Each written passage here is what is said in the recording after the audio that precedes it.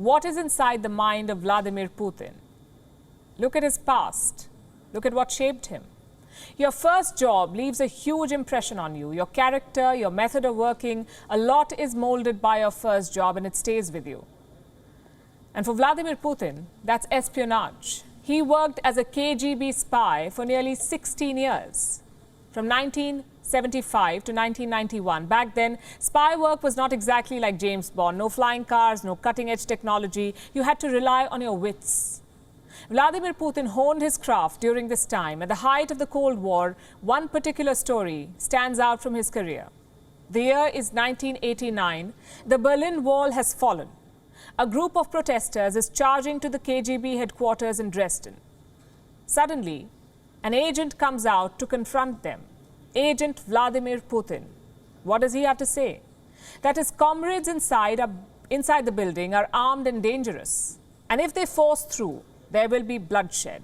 That's what he told the protesters. And hearing this, the protesters leave. Now for the grand twist. There were no armed comrades inside. Vladimir Putin was bluffing. And it worked.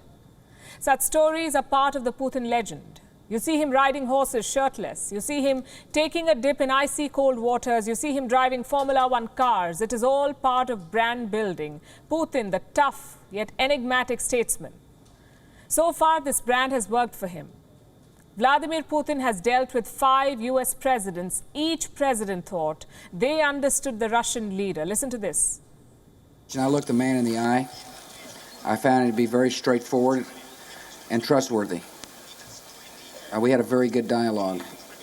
I was able to get a sense of his soul. He's a man deeply committed to his country and the best interests of his country. You know Vladimir Putin. You think he's a killer?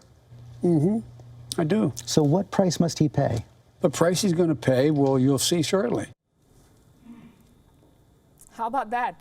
George Bush said he looked into Putin's soul. And what did he see? A straightforward and trustworthy leader. Joe Biden also looked into Putin's soul. But Biden saw a killer, and he said as much. That is the mystery around Putin. The West calls him a maniac, a mercurial leader, but his track record suggests the opposite. A victory in Syria, major influence over Iran and North Korea, backing the winning side in Afghanistan, and winning back influence in Belarus and Kazakhstan. That's an impressive track record. Now compare that to America. Failures in Vietnam, Afghanistan, Iraq, and Libya. Does that make Putin right? Well, it doesn't, but it does make him successful. Vladimir Putin does have grandiose dreams. He regrets the collapse of the Soviet Union. He mourns the fall of the Russian Empire. If given the chance, he will revive Russia's glory. Just one problem. Putin's grasp exceeds his reach. The Russia of 2022 is a declining power, a failing economy with rampant corruption and a rising China on its periphery. Today's Russia has only one claim to power. It's 6,000 nuclear warheads. Take those away and Russia's finished. So Putin must strike a delicate balance. His dreams of Russian supremacy. Yet he is held back by Russia's reality. So what does he do? Well, he uses his personality to keep the West honest. All the brinkmanship, all the aggression, it's part of a larger strategy. You see, Putin has realized something that America still hasn't. Influence beats intervention. Washington always wants to intervene. In Afghanistan, in Iraq, in Libya, they call themselves the guardians of democracy. Putin has no such delusion. As they say, foreign policy is domestic policy with a hat. So Putin will back dictators, rebel leaders, extremists, basically anyone who does business with him. It's a dangerous policy, but Putin has made it work so far because of the aura around him. All the stories of espionage, all the macho displays, it makes Vladimir Putin a formidable enemy. But what if you peel away those layers? Who is the real Vladimir Putin? A leader who is still stuck in 1991. Putin called the Soviet collapse the biggest geopolitical catastrophe in the 20th century. Not Hitler's rise, not the world wars. 1991 was Putin's worst dream. And this tells you something about the Russian president. He is designed to distrust the West. He's programmed to bluff.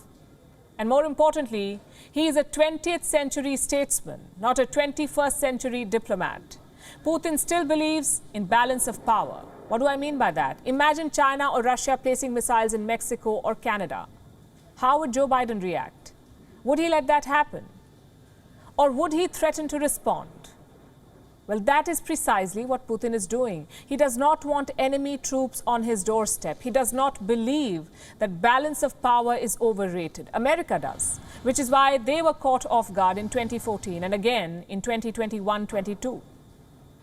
Vladimir Putin, the maverick, is not a Russian creation. It is a Western narrative. The Russian president merely built on it. When Biden called him a killer, do you remember what Putin said? It takes one to know one. He did not deny it, he played on it. That is Vladimir Putin for you. Delusional, overambitious, risk-taking, but more astute than he lets on. WION is now available in your country. Download the app now and get all the news on the move.